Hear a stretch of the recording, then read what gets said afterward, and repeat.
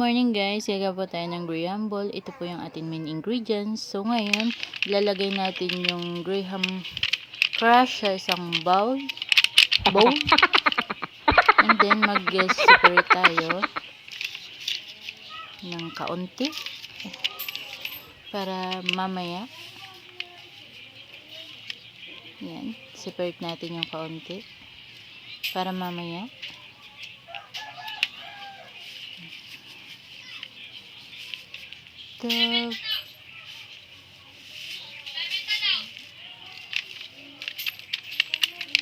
Tak-tak lang, sige lang. Konting said, sayang pa.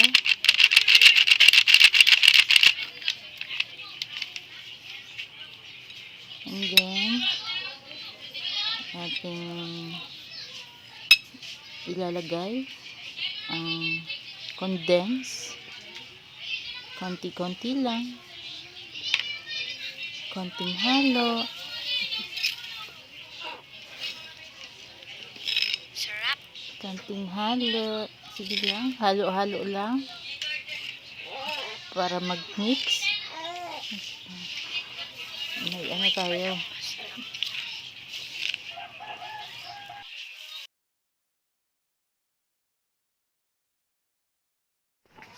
Yan, pagpatuloy lang natin guys ang paghahalo para ma-mix ng maayos natin yung condense. So, gagamitan muna natin ng kutsara. Kasi wala akong spatula eh. Ayan. So, nilagyan ko ulit ng konting condense. Utay-utay lang para hindi kaagad-agad na ibuhos ng maayos yung paghahalo. Halo-haloin lang, paikot-ikutin tulad ng pagpapaikot niya sa char.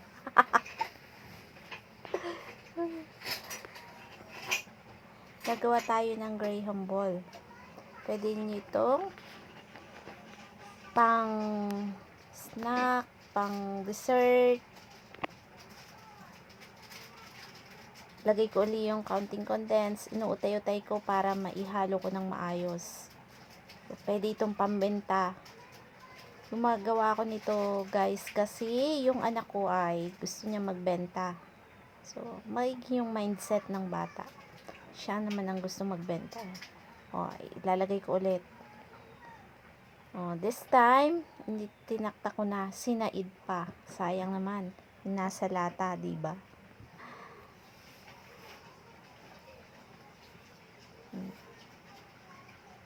Sinaid ko ng todo at sayang. Sayang naman ang ating.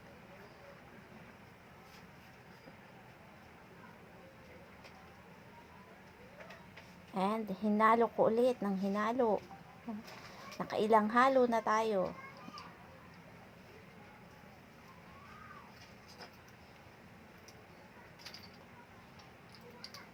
Paikot-ikutin.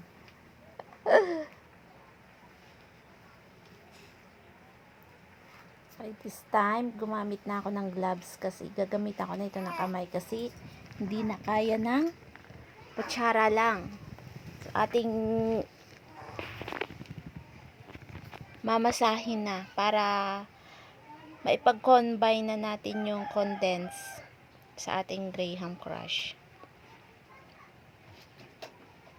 So guys, nakikita nyo naman, gumamit. Kasi maluwag sa akin yung plastic gloves, so ginamitan ko ng rubber band.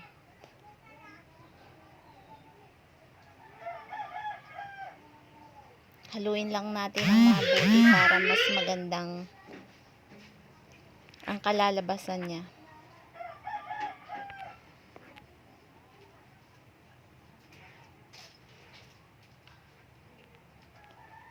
Ang nagawa ko nito, magagawa natin nito is nasa 40.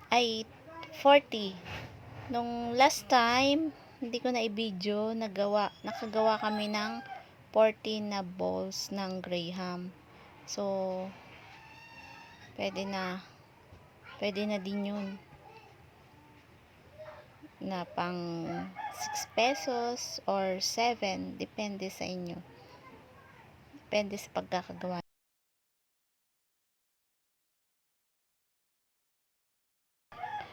pinakayan na lang kutsara na ginamit ko.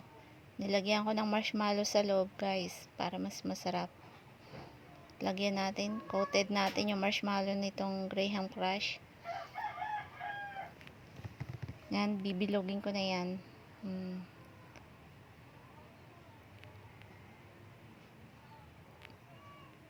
Ayusin natin yung pagkaka-coat. Kasi minsan, pag di maayos, nakikita yung marshmallow. Yan. Pipilugin natin maayos yan. Okay na. Ilalagay naman natin doon sa ating ibinukod kanina na hindi natin lagyan ng condense. Yun, ating papaikutin dyan.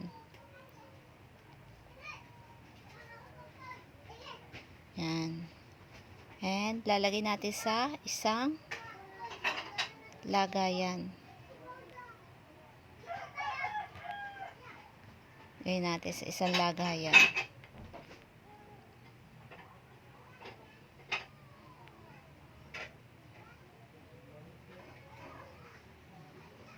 Diyan, nilalagay ko dyan. Ang nailagay ko dyan is 10 pieces. Tapos naibenta ko yan ng 70 per tub. Pero pag per piece naman ang binibili, tulad dito sa amin, mga bata naman na nabili din eh. So, ang bumibili mga bata per peraso lang. Binibenta ko siya ng 6 pesos. Mabilisan lang.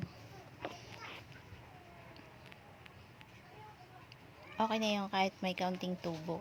Yung iba, binibenta ito ng nakikita ko sa kanila 85 pesos yung iba. Merong 85 pesos per tub. Yan. Dito naman natin ilalagay, oh. Yan. Yan na isang pang-coat natin.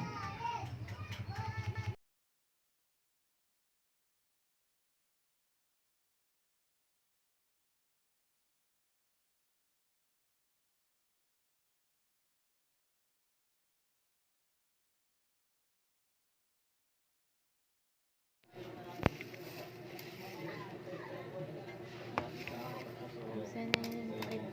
First na takip ka niya. Post mo lang.